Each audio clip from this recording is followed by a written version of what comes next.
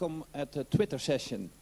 It's a session on Wageningen Guide to Climate Smart Future. I would like to welcome you. My name is Bram de Vos. I'm working for Wageningen University and Research Center, and my role is Managing Director of the Environmental Sciences Group, so closely related to this topic. Today we have a Twitter session. For me, it's quite new, so I'm a little bit nervous, but it's quite interesting to have the dialogue and the debate with you on Twitter.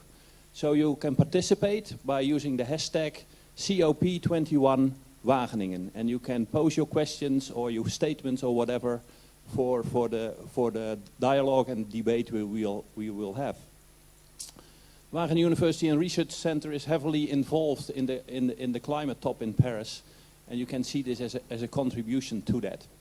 And it's also part of the Wageningen dialogue. We want to interact, I think, with society, so this is a part of that approach.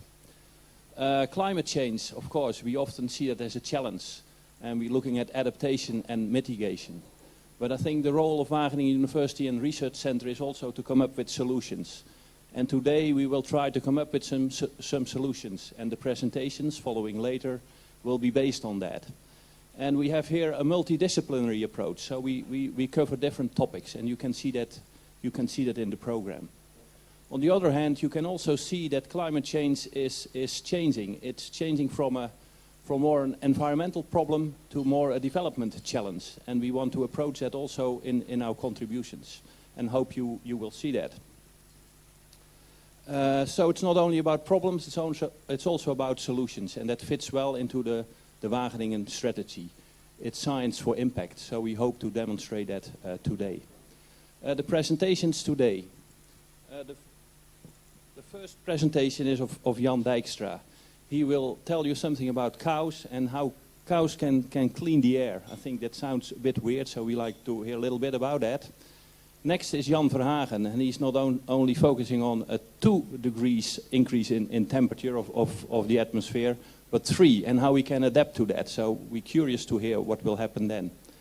Then Sylvia will follow, and she will look not only at technical solutions, but also at governance, what to do after Paris. So that's quite interesting to see what will happen there.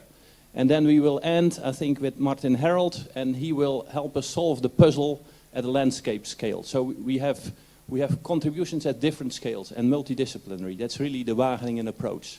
So I'm curious, I haven't heard the presentations yet, and I hope you will participate in the dialogue and the debate by sending in your feeds through Twitter, I think. Once again, it's hashtag COP21 Wageningen. So please participate. That was my short introduction, and better start now with the content. I'll hand it over to Jan Dijkstra. Jan.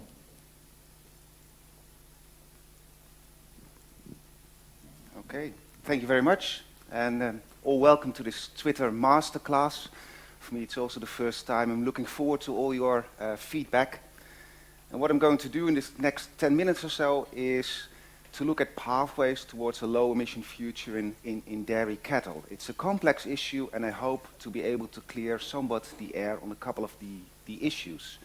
Now, I'm lucky. I work at Wageningen University, and I do research and education on dairy cattle. And I think dairy cattle are wonderful. They're a prime example of circular bioeconomy. Cattle obviously produce nutritious food for human beings, milk, and they do that by consuming feed that is rich in fiber, like grass and clover and other material that we human beings cannot use. And on top of that, a lot of the byproducts and waste of the food industry is also consumed by cows, for example, co-products like beet pulp or brewery grains. And so you have this whole cycle and this nice contribution of cattle to the circular bioeconomy.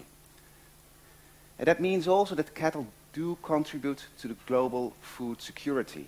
I've listed here a couple of figures on the return on human edible protein. This means the output of edible protein in milk as a fraction of how much human edible protein is consumed. So a fraction larger than 1 means that it's a net contribution. I've listed a couple of examples here, like countries like, for example, Kenya. Hardly any human edible protein enters the feed of cattle. So the return is almost infinite. I calculated for the Netherlands 2 years ago, and in the Netherlands, on average, 3.5 times more protein is produced in milk than the cow consumes in the feed in terms of human edible protein. And even in intensive systems like the USA, that ratio is larger than 1. And on top of that, the quality of milk protein is very high. This is an example of the DIA score, the digestible indispensable amino acid score. It's a measure of the quality of the protein. And you can see here that the quality of milk protein is much higher than any other plant protein. So this is the first thing that I'd like to have clear the air. We should not look at simple protein efficiency figures. Take into account the quality of the protein that goes in and the quality of the protein that goes out. However, you don't get something for nothing. And the problem is methane. Cows do produce methane.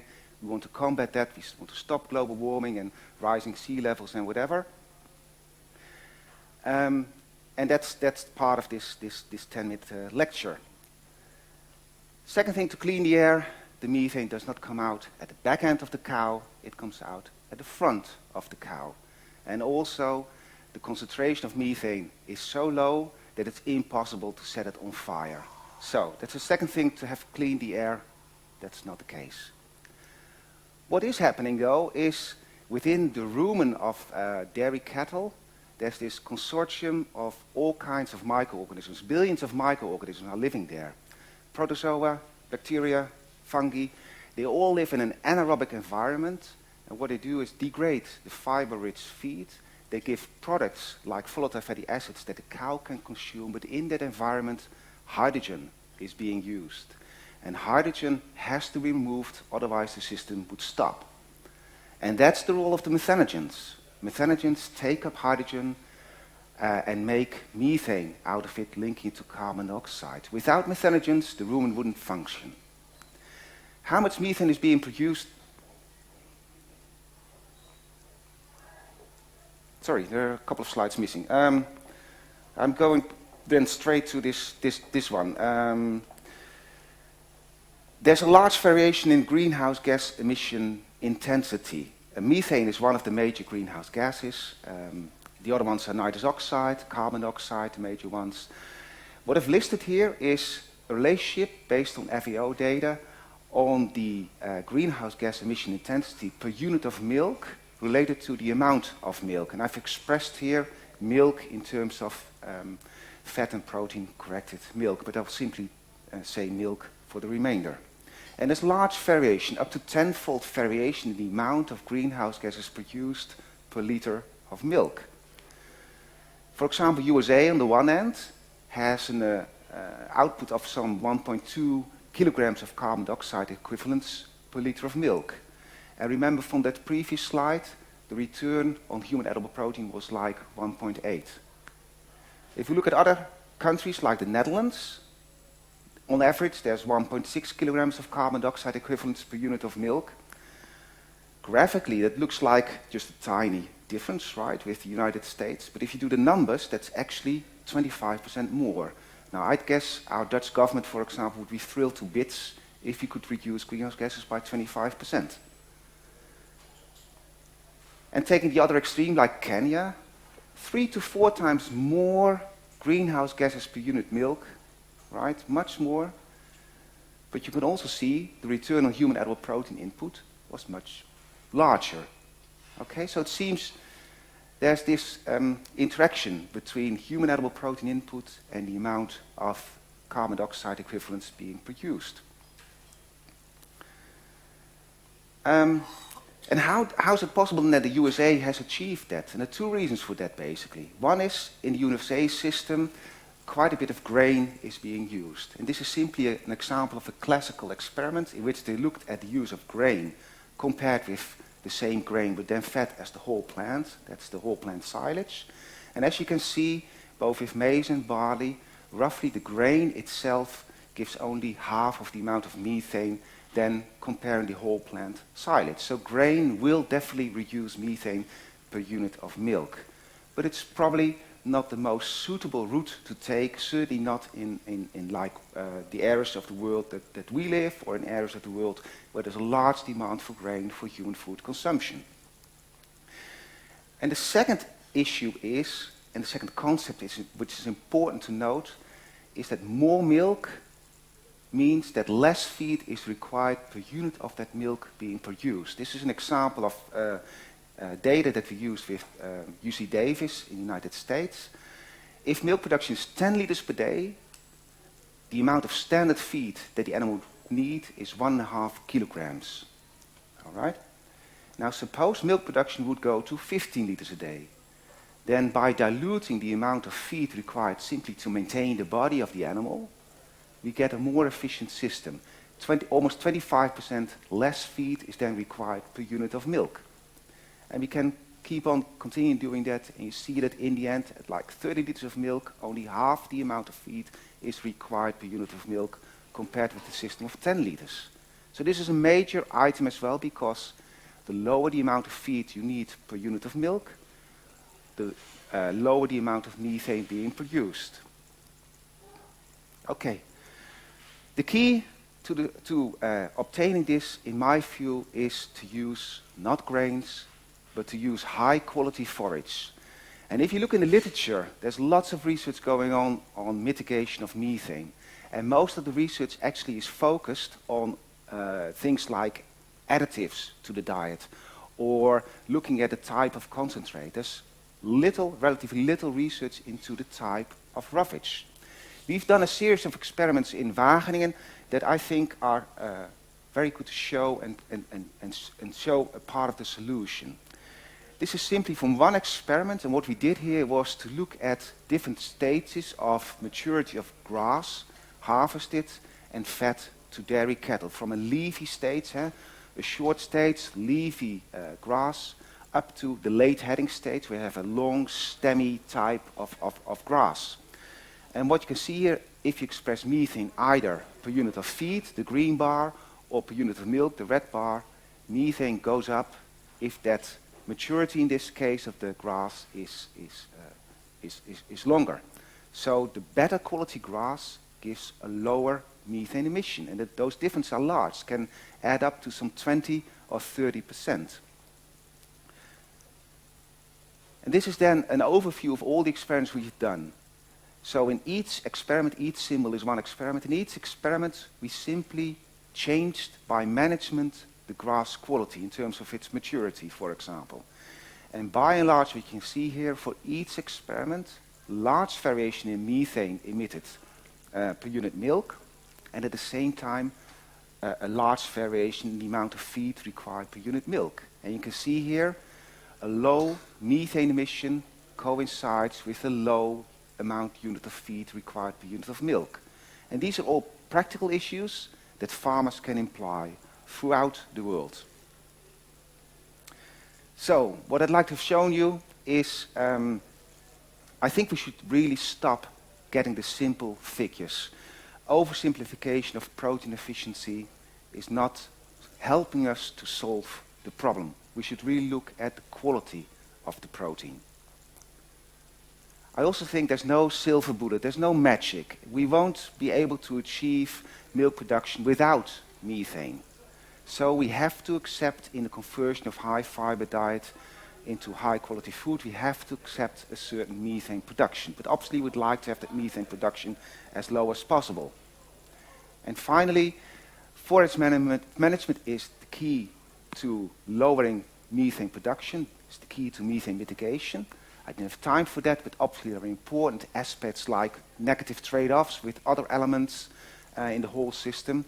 A positive trade-off may be carbon sequestration of grassland, and obviously with the change in climate also the roughage will change, and we should adapt ourselves also in terms of management of grass and other roughage to these changes in climate change. And with that, thank you, and I'm looking forward to any contributions you may have via Twitter.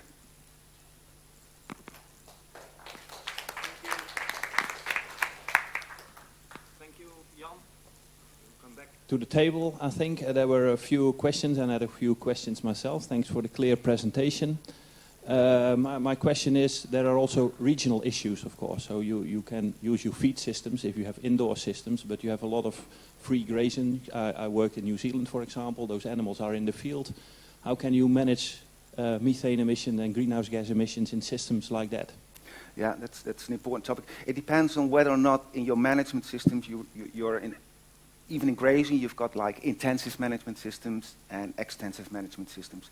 Within the intensive management systems of New Zealand, for example, it's all a matter of what's the proper timing to have your cows strip grazing into a new paddock, for example.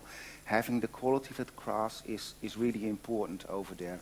In like the more extensive regions, it's far more a matter of prevent elements like overgrazing, prevent derogation of the soil, because that will also help you to get a proper quality of the grass. And it's better to have a proper quality of the grass to sustain proper levels of production than have many animals over there and degrade the soil over there. So there are different options in different systems. So it's about the whole management system there. Definitely about the whole management system. And I heard also about other options, I think, to reduce methane emissions, for example, by vaccinations and manipulating the bacteria in the gut, for example. Is that an option too? Vaccination, for example, is a topic that people haven't had success yet, despite lots of research going on in Australia and New Zealand.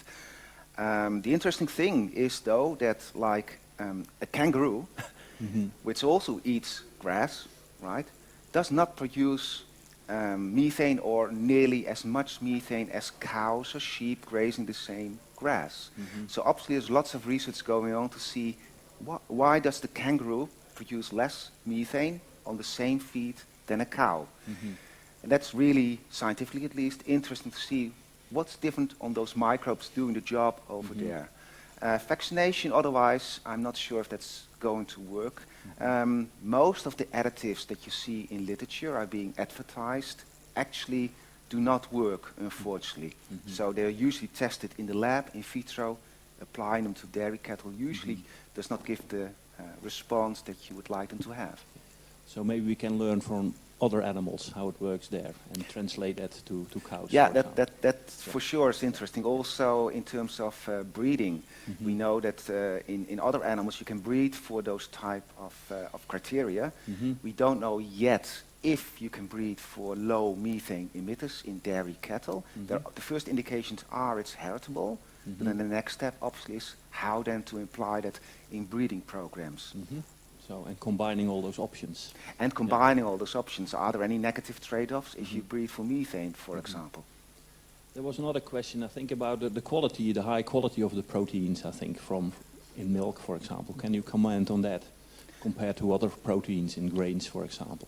Yeah, the high quality, that's been recently established by the FAO as a new evaluation criterion, and it takes into account both the digestibility, which is very high for milk protein. And it's a bit technical, but you need to have the digestibility in that part of the gastrointestinal tract of which it's of relevance. That means where the amino acids can still be absorbed. And that's a change from the way that the protein quality was graded until a couple of years ago. And then the second one is protein consists of lots of amino acids, and those amino acids need to be present in a certain profile to give most benefit to be used by human beings. And the profile of milk protein is very good, is kind of superior to the profile of amino acids in the protein of most of the plants. So that's a more balanced way to look also at the emissions, the greenhouse gas emissions, relative to the quality of the proteins? Yes, I think so, because you often see the popular way to describe it in newspapers or television, whatever, is, hey, a cow is inefficient because it requires or it needs 4 or 5 times more protein than it actually produces in the milk. But that's not the proper way to look at it, because that protein, part of the protein the cow consumes, we couldn't even use in the first place. And secondly, the quality of the protein differs, is much better, or at least better in milk protein than in the plant protein. Taking those two together will then mean that you're more on a basis that matters. Okay, thank you very much. We go to the next speaker, I think. Thank you, Jan Dijkstra. We go now to Jan Verhagen.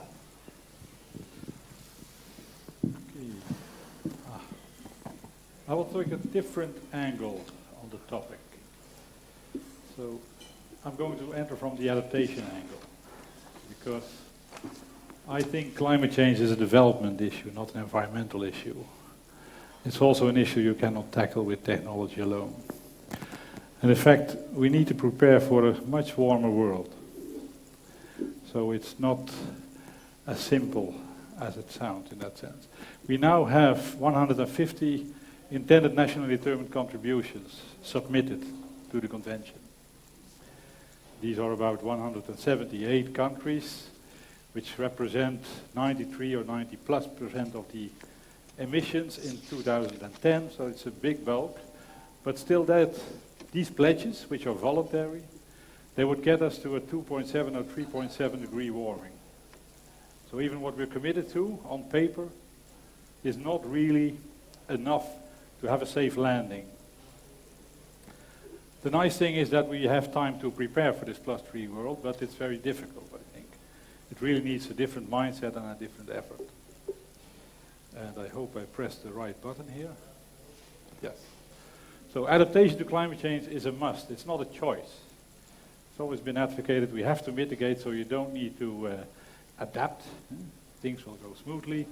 That's off the table. We have to adapt. We have to respond to these changes. So we need to prepare for a critical world. As part of development. So in that sense, I don't see adaptation and sustainable development as different paradigms. What I do think is that the extra dimension of climate change gives us is that we have to be more forward-looking. A lot of development issues are on the short term, the urgent and immediate needs, if you like, and not on the longer term. And that is something that we need to build in from climate change, because a lot of activities are already ongoing on the short-term agenda. And they're valid activities, and if you take the point that adaptation and development are not far apart, in fact, a lot of people, almost everybody, is already working on climate change. It's part of the mindset. It's mainstreaming climate change in what you do. I will not give a scientific story. I will just take you through, and now I have to go back. So what does it mean, the +3 degree world? There's a lot of text about this. Obviously, demographic, technology, and economic and social and even legal systems can change over periods of time. And they're important drivers of how society behaves and can respond. In terms of climate, we're looking at extreme heat and drought. Carbon sinks will become a source.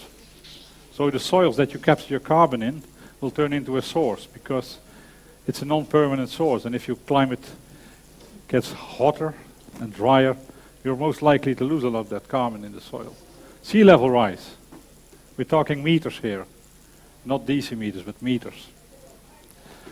Ice caps. Try to think about no ice caps anymore. Especially in the Himalayas, that would be a devastating thing. So it's a different world. It's not the world as we know it. It's also the speed of change that is something that we're not really clear about. There's a lot of uncertainties here, but we do know that the risks with increasing temperatures also rise. And we have to prepare for that. And I'm not going to give a direct answer on how to do that. I'm just going to give some ideas, because it will also be very important in the convention next week, how to address adaptation. Because it's something we all do. And as technology is important, exchange of technologies between countries is important. Think about North-South cooperation, for instance. A lot of the impacts of climate change will be felt in the southern hemisphere, tropical areas, already under pressure from not only climate change. There are a lot of things that need to be taken care of in these regions. But climate change is an additional stress factor to these systems. And we're looking at countries that their economies are rooted into climate-sensitive sectors, like forestry and agriculture and fishery even. So they will have to take action to respond to that. Up to a few degrees, this area will actually benefit from climate change in terms of productivity. So you can take advantage, because it's a diverse picture at the global level. Not everybody's hurt in the same way. We do have a lot of information at all levels that we work on in Wageningen. At the gene level, we're looking at stress factors at gene level. Stress for saline conditions, linked to sea level rise obviously. Salt conditions will increase with a few meters of sea level rise, even with a few decimeters. We're also looking at heat stress, drought stress, flooding, temporary flooding. We also look at crops and cropping systems, what they can cope with. At the field level, how you can use field management, intercropping, agroforestry systems, different ways of dealing with heat. With building layers, you actually can create a microclimate, if you like. At the farm level, that's also where the economy comes in. What are the impacts for certain crops in different areas, and what are opportunities for your farm or country? Landscape will be addressed later. It's a typical scale, but it is something that sort of biophysically bonds a lot of activities. And regions, because regions there have a political and monetary sort of connotation. And that's where policy making is very important for farm level and regional level. Trade-offs and synergies are important. One action will have an impact at another action, because if you focus, if you specialize on one action, you might be going wrong in the other action. If you over-specialize in cropping, and you're not linked to the rest of the landscape, you might have an issue there. And that's something I think will be presented later today. We have a lot of knowledge about this. We can just use that knowledge into climate change research. Because the extra uncertainty and variability there, with an extra risk linked to that, is the climate factor. What I'm playing for is that we start planning for the longer term as well, and that should be typical climate change. You'll see in Paris a lot of activities on the here and now, activities which are well met, they're very much linked to the development paradigm, but we need to have this further sort of horizon on where do you want to go with agriculture, what do you want to do with your society. And these countries, they're already embedded in a process that's been developed under the convention, that's national adaptation planning. That's moving it into a planning process. So it's mainstreaming the climate change paradigm into your planning processes. That can be national planning, that's at the UN level, that's on governments, but it can also be your personal planning, family planning, farm planning. There can be all sorts of things that you cooperate climate change. With that, I'm also saying that the longer term or long term is dependent on the system that you look for, or you look at. If we build dikes, we look at a longer time scale than we will build a new farming system. But even for agriculture, looking forward in 25 or 30 years, it's pretty difficult. So we might have to redefine production systems, and we're already doing that, looking at saline and aquatic systems. So we're all moving around, okay, what to do where. But also about Africa and as Asia, Southeast Asia, what sort of systems will work to feed the increasing population that we have? Because that's where the tension comes from. And we have to find that transition and think about how to do that. So I'm not going to give you an answer because that's too specific. We've been doing a lot of work in Europe on this this transition to also the urban agricultural setting. There'll always be local sort of implementations. But so far there's no clear thinking of how to move along that line. And that's something I would like to see. So any ideas on this are very much welcomed. Thank you.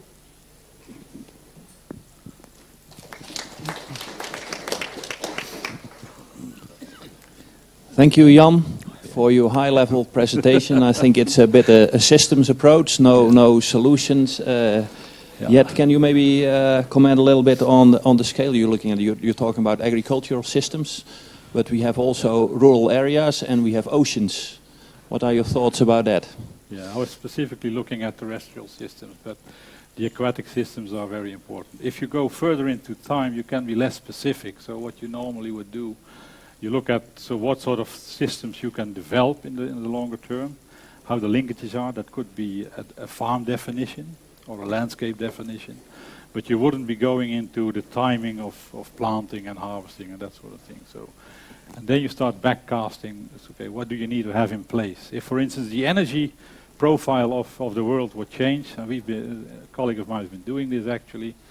So how would you have a completely different agriculture with nitrogen or hydrogen-based energy? How would you move into that direction? how would you produce enough for a large population? Are you going for smallholder agriculture? Are you going to go to larger scale farms? These are definite choices. And if even women, what would your labor look like, profile look like in the future? So these sort of things governments can work to. Mm-hmm. And that is what we're trying to do. And building that in with the climate signal, because some areas, they're very heavily depending on one crop. It could be cotton, could be coffee. But in the longer term, you see that these things are not feasible anymore. So when it's time to move out, which areas do you still need to irrigate if you know that the water level, the rainfall levels are dwindling? So do you have to have an exit strategy for these areas? That sort of processes I'm thinking of. Okay, thank you. And maybe back to terrestrial systems, there's also an initiative to looking at soils, I think, and storing more carbon in soils to improve soil fertility, but also to, I think, mitigate climate change by storing carbon in soils. There's that French initiative of 4 promille, every year 4 promille of carbon into the soils. What do you think about that? Carbon is a sort of a natural fertilizer, if you like, so it's a good thing, but to be able to get to the nitrogen, you need to break down the carbon, so you get carbon emissions and nitrous oxide emissions from that process. So that's the trade-off you have. I mean, the other thing I said, after 2 degrees, the idea is actually, or the modeling results give that the carbon sink turns into a source. Because keeping carbon in the soil is quite an effort. Even getting it in there is quite an effort, but keeping it in the soil is a big effort. But given the large area of agricultural land, and also the large area of degraded agricultural land, there must be a scope of improving that system. And that would help also in productivity terms. But you will never get high yields without inorganic fertilizers. That's something I don't see. Thank you. Well, you consider this quite high level, I think, but there's also a regional aspect, of course. And in a lot of developing countries, maybe there are more urgent topics, I think, and how could they prepare, I think, for adaptation and more than 3 centigrades increase in temperature. Yeah. Well, they're already doing it. There are a few levels they do it on. One is the loss and damage, for instance. It's going to be a topic in Paris for sure. Because if you agree as a global setting that 2 degrees is enough, and you already know that you go over that 2 degrees, what is the damage related to that plus 1 degree? So who will send you the bill? Who do you send the bill? And that's what countries are looking at. Because they're disproportionately hurt by climate change. So and their agenda, they don't contribute as much to the whole greenhouse gas emission. They take the brunt of climate change, so they feel the impacts. So that agenda is already on the table in the loss and damage. It's already on the table on the adaptation side, obviously, because mitigation and adaptation are 2 parallel tracks within the climate change arena. This 3 degrees can only be achieved if you continue your efforts of mitigation. So it's not something you can stop now and say, okay, then we're 3 degrees, so next year we do it differently. No, continuous effort, otherwise you go over the edge. And countries, they will have to respond to that. But better planning, getting more information, also longer-term visions will help in that. That's the idea. That's where a lot of processes are linked to now. And you're focusing on the long term. Can you also comment what that could mean for science? Are we focusing on that, or are we focusing too much on the shorter term? Yeah, thanks for the question, because that's a very important point. I think a lot of the science projects, they are very much linked to either a PhD or a lifespan of 3 to 4 years or something, and that is not enough. You need continuous commitment also by government and donors to get some more impact of what you do. And in that sense, I would say, no, the scientists, I think they're prepared for that. They see that they try to build that continuity in there, but there's no sort of continuous support from outside. And that's hampering a lot of initiatives, because science should also be about exploring the unknown, if you like, and that is something we need to do more. Because I think it's a different world, so we don't have the right tools and instruments to tackle that plus degree world, 3 degree world. So we need to have better tools for that, and we don't have much effort on this point.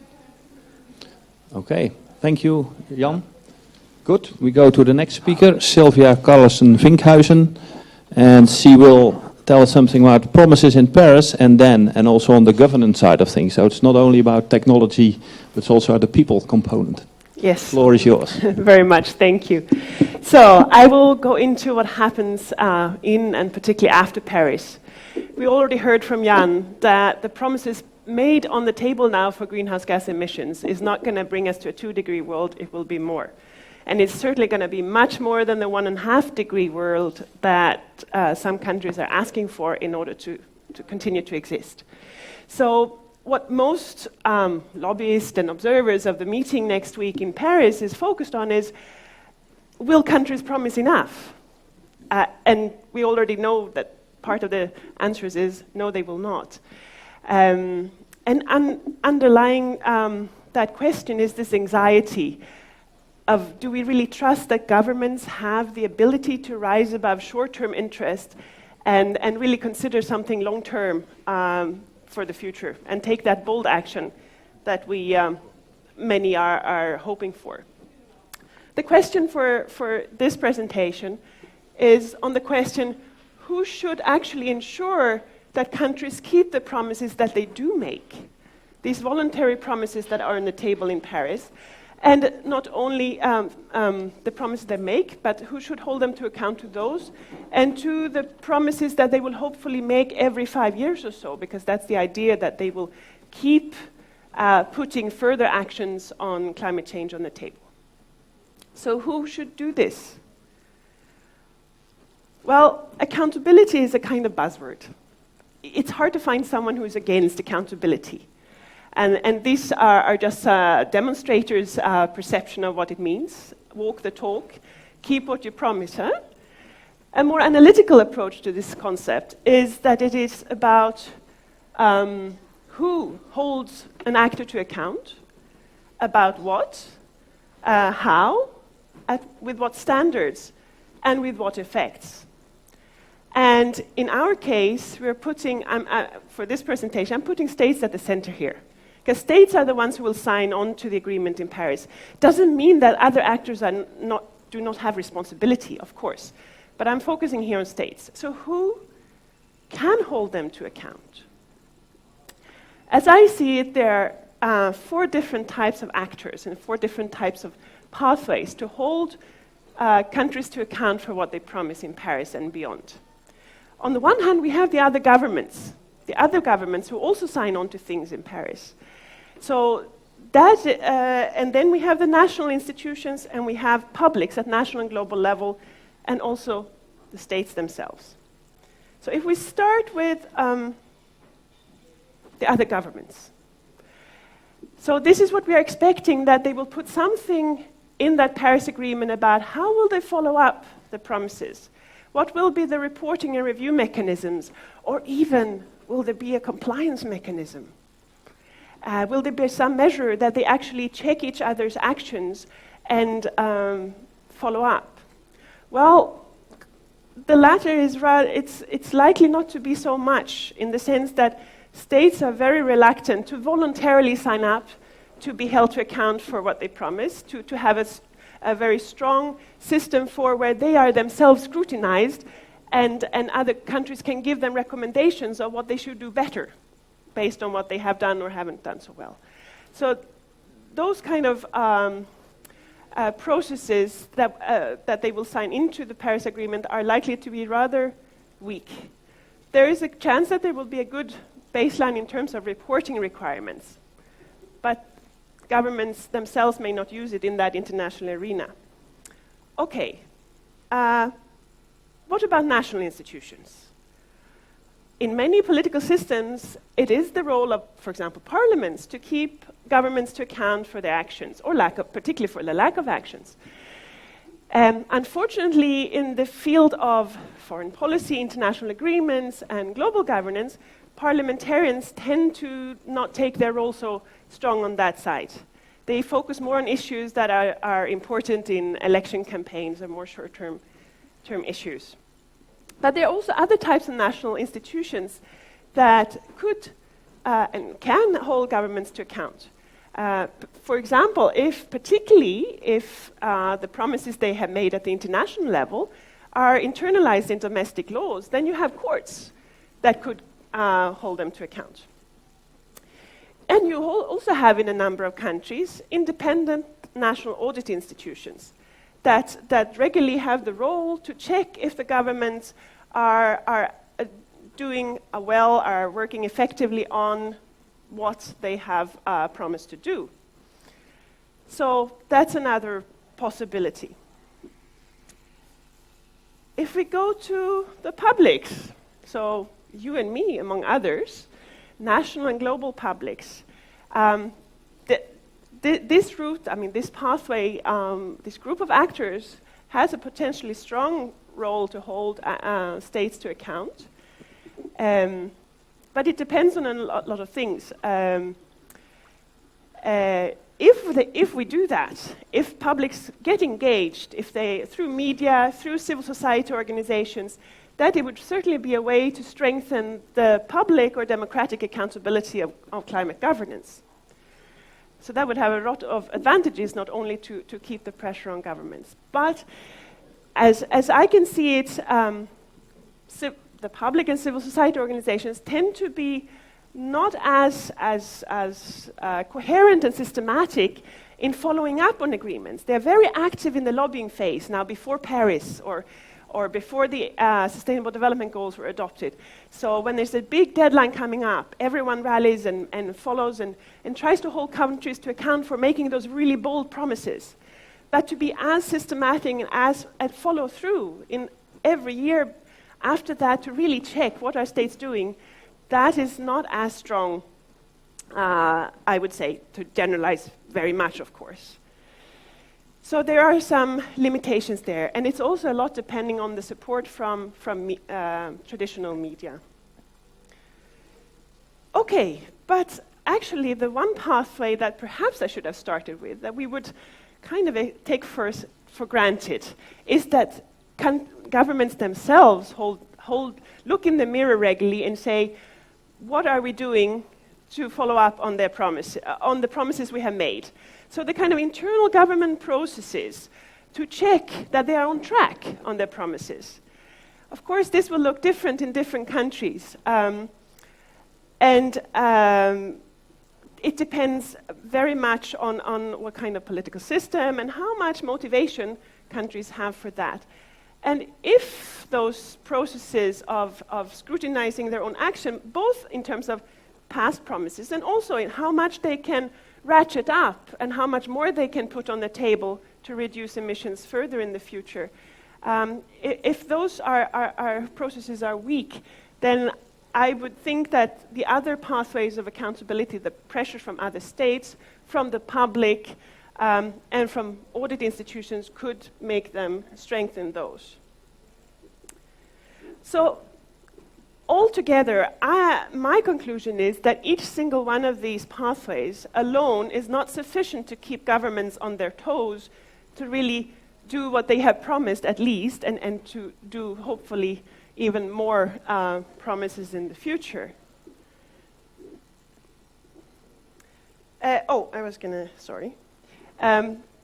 So my conclusion is then also that these pathways, even if they alone are not sufficient, but together, we have to make them stronger and we have to make them mutually supportive. And kind of at the bottom of all this, many of these are really depending on public interest, that the public do want to see action on this. That will make parliamentarians more interested, that will make governments more interested, that will make media more interested, etc. So what you and I focus on is important. So my final follow-up question is, not only who should keep them to account, but who will do it? Who will take on that responsibility? It doesn't come by itself. And that includes a question to you and to me, also to academics, to researchers who also have an important role in this. And I want to end with coming back to that broader question I asked in the beginning. Can we kind of come to a view that our anxiety or doubt that states actually will promise enough and that they will keep those promises, can we turn that anxiety into really a conviction that we, at least, as humanity, can rise above the close at hand, the familiar, the short term, to the foreign, long-term perspective, and to really embrace that uncharted waters of truly collective action on climate change. Thank you, and I really look forward to interacting with you on questions. Yeah. Thank you, Sylvia. Well, the questions should be on Twitter. I think we only do it like that. So I have two questions for you here. I had a discussion, or I was in the audience of Herman van Rompuy of the European Union, the former chairman, and he said only to get action is to have a cliffhanger or natural disaster. I think that will take action. Do you see a parallel here with climate change? Well, unfortunately, history does indicate that, particularly when it comes to taking really what I would call constitutional type changes in society. I mean, we know when it comes to setting up institutional arrangements at the international level, it took devastating disasters in the form of war to really drastically change the terms. But I do think that we should have the faith in our ability to not have to wait for that, that we are smart enough to do it without it. I hope so too, of course. And maybe, well, focusing on our own role as scientists, what's our role and how can we help? Because we inform the debate, we come up with facts, I think, or should we have a more active role? Well, I think we have a very important role because every actor who wants to kind of help nudge or push the governments to keep what they are promised and also to make bolder promises depend on data. I mean, we should do this based on evidence. We should not just surmise what governments, they of course are not doing their job, but we should really use this as learning mechanisms and truly evaluate, for social scientists, really to evaluate how effective are the policies made, what can be changed. You know, it doesn't have to be with a kind of a judgmental or naming, shaming kind of approach, but rather also as a learning approach. And this is the attitude, I think, that we all collectively can help states to take better actions. Okay, thank you. One last question. I think in the newspaper, the Volkskrant, it was indicated 1 degree, that's the limit, I think. And now Janne say we have to prepare for 3 degrees or even more. What's your opinion on that? Well, my opinion is that we should have a very sensitive ear to those who are crying for 1.5 degree, but obviously also realize that we have to have a long perspective and be prepared that we may not be so ambitious to do that.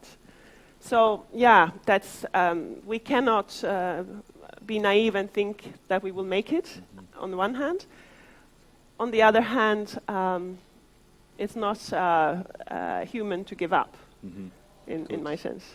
Thank you for that. We have to go to the next speaker, Martin Harold, and he will help us to solve the puzzle, I think, at the landscape scale. So no pressure.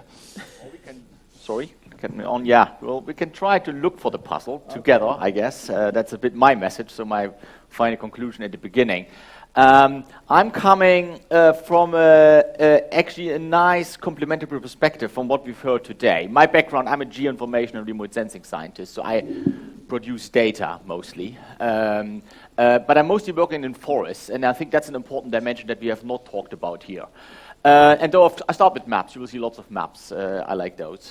And what you see is some data we created recently is to look at the European land changes over the last 110 years, so since 1900. And just without looking at all the details, you have the feeling that Europe is greening, right? You can see that over the certain period. And why is it greening? Because we colored forests green in that map, because forests have been expanding by more than 30% over the last 100 years. So Europe has much more forests today than it had 100 years ago. There are several reasons for that, but of course there's a link with climate change here. And the link with climate change is, for example, that if you change the surface of the Earth, You change also the water exchange, you vary the energy exchange, and that has an effect on the climate. So there are biophysical effects of that change in cover in Europe. And people do study that, and there's quite a lot of research in Wageningen. But that's not what I'm going to talk about today, because what you also have, if you increase your forests, is you have a lot of carbon that is stored in these forests, if they're increasing, that are taken out of the atmosphere. So forests are stores of carbon. Forests are made out of biomass, and biomass is carbon. So over the last 110 years, Europe has sucked up a lot of carbon from the atmosphere by increasing its forests. And that carbon sink is still there, and it's an important contribution of European forests to reduce climate change effects, is because of that. There are many other reasons too, but that's an important message. And in fact, that's one of the discussions that I have. So what an important role should European forests play in climate change? It's a very political debate, and there are some interesting things that will be presented, also in Paris, from interesting research being done here. So, but then if you move on a bit, and look at the global picture, another map that shows the biomass in forests in different parts. And there, if you look at Europe, and darker green colors here are basically more carbon in these forests, more biomass in these forests. So it's that the European doesn't show up as very dark green, because most of the biomass, most of the carbon in forests is in the tropics. The tropical forests are much more carbon. The different story in the tropics is, while Europe has been increasing its forests, the forests in the tropics have been disappearing over the last years. And so this carbon store is actually declining over the years. And that's important, because that has had a negative effect on the climate, because it has increased CO2 concentrations in the atmosphere. So that's why there is a lot of talk about these tropical forests and the role of these tropical forests in climate change, in particular in the mitigation of climate change. There is an important fraction that it contributes to the global greenhouse gas emissions.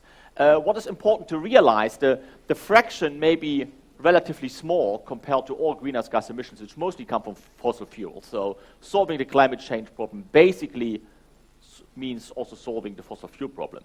But there is an important contribution here of the land use sector.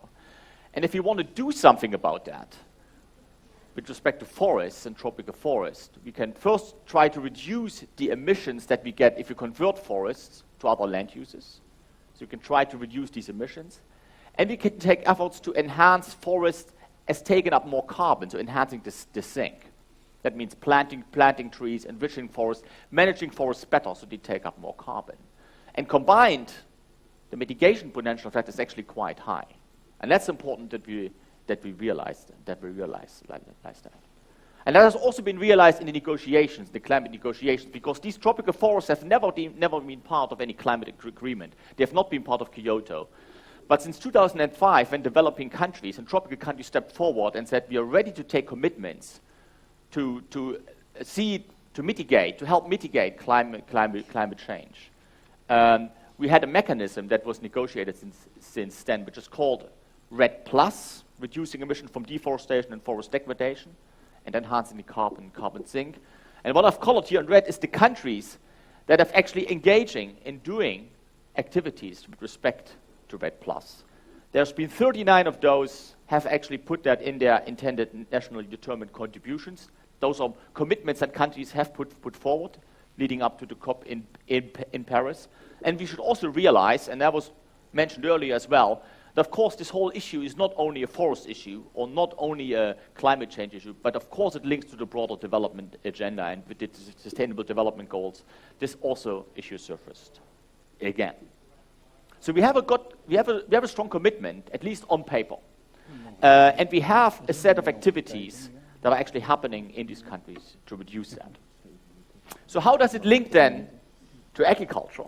Well, one of the things that we see, if you look at where and why forests are converted, and there's another map, and you can see this is the land use that is following forests is being cleared. And in South America, most of the forest being cleared is converted to pasture and types of agriculture. In Africa, the story is a bit different.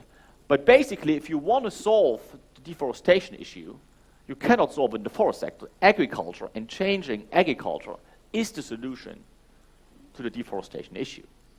And that's often overlooked. And of course, with respect to that, we also have the discussion on climate-smart agriculture, which arguably are largely around issues of adaptation, of reducing greenhouse gas emissions from agriculture itself, for food security. But there is also a generic objective in climate-smart agriculture to actually try to reduce the pressure on natural ecosystems such as forests. So there is an important link here between these two. And I think that's where we actually have to look at, and we have to come from, we think about what Wageningen can actually do to try to bring these things together that are so related in theory, but often not in practice. So we talk about climate-smart development in tropical countries. It cannot be done successfully without actually considering forest and agriculture and forest in combination. We have a large potential of the forest sink, not only in Europe, but also in the tropical parts, that we really need to better quantify and better push. Because there's lots of forests that are well managed, some are not so well managed, some are well managed, and there's an important contribution there. And if you think about the links between forest and agriculture, there are, for example, things like the zero deforestation pledges by many businesses. Also, to talk about sustainable supply chains. The issues dealing with incoherent policies, because the forest and agriculture sector are often disconnected. And about landscape approaches, and I'm now actually coming to my final slide in a second. Landscape approach, to think about how can we combine objectives of food security, mitigation, adaptation, in landscapes where decisions are actually being made, where things are being developed. How can we bring these multiple objectives together? How can these landscapes actually look like? And that's where I believe that Wageningen, if you think about the landscape puzzle that includes forests and agriculture, and you have the feeling that something is missing, and the question, can Wageningen and the research and the implementation that's done here, can it actually help to bring these two communities together? And my argument is it can, because it has strong expertise in both. It just needs to be brought together. Thank you. Thank you, Martin. Just in time, we have 3 minutes left, so I think I have a nice question here, which is more generic, not only for you, I think. It's all a bit based on Jan's presentation, and the quote is, asking to prepare for a 3-degree world sounds to me as asking to prepare for a car crash as 180 kilometers per hour. Okay, but maybe you can give feedback on that one. It's assuming there is no speed limit, which there is apparently not in this context. I mean, the reality is a bit that, and hoping that maybe Paris may change that climate change means changing behavior, not by politicians, but to some extent by everybody else. Mm-hmm. It means adaptations on all levels. And it means, and coming back to the topic that I talked about, that if you think about production in the tropics, mm-hmm. and quite a bit of that production is increasing to meet international demands for commodities. And so there is a responsibility all over Europe, and also the Western world, in thinking about these kind of things. So, yes, one could say about we are high speed hitting towards a wall, mm-hmm. But the solution is in Paris, but the solution is also with everyone. Mm-hmm. Yeah. There was also a talk and I think implementation of an emission trading scheme. I think for land use and forestry, that's pretty important, I think. What's your opinion on that? Yeah, and then, I mean, if you look at the emission trading scheme in Europe, it hasn't really worked much in the past, and there are several reasons for that. And the land use sector, let's say, has never been a big part of this in Europe because the European emission profile is dominated by fossil fuel-related things. So the land use sector is kind of a small fraction. Well, that's different in most of the tropical parts. Mm-hmm. The land use sector is the key source, mm-hmm. and that includes both forests and agriculture. Mm-hmm. And there are talks about in in the land use sector, and in fact, I'm not talking only about forest, but the broader land use sector, on what role that sector has now in the new agreement. And that's one of the uncertain things. That's still being discussed. So what is going to be, how to treat the land use sector within this new agreement. And hopefully, there are commitments that support climate-smart agriculture, that support REDD+, so all of these initiatives that actually really have, at least in terms of what's been proposed, some of these concrete ideas on how to actually implement the climate-smart future development in these circumstances. I think that's a nice conclusion of you. I think we're just on time at the moment, so I would like to thank all the presenters for the presentations, all the people who Twittered to us, I think, with the good questions. We will still have a look at them, I think, and I would like to thank the audience here, also in Impulse, but also the Twitterers, I think, who followed us, I think, and we will hear later the feedback. So thank you all for your participation, and I think it was a masterclass and a good debate. So give your hands for these presenters, please. Thank you.